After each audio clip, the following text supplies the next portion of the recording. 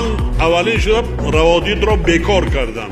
هر وقتی که میخواین همراهی فرزنداتان بیاید رفت آمد کنید. ما احیا کنیم رسم و آیین‌های ملی تاریخی گذشته خود را احیا کنیم، از نو برقرار کنیم، رفت آمد کنیم.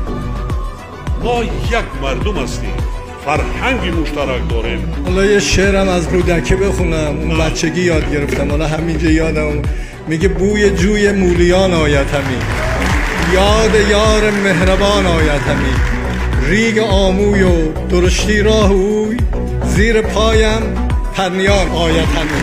با خلاصه سختی راه آسونه، یاد دوستان و یاد یاران. هیچ شادی نیست اندر این جهان برتر از دیدار روی دوستان.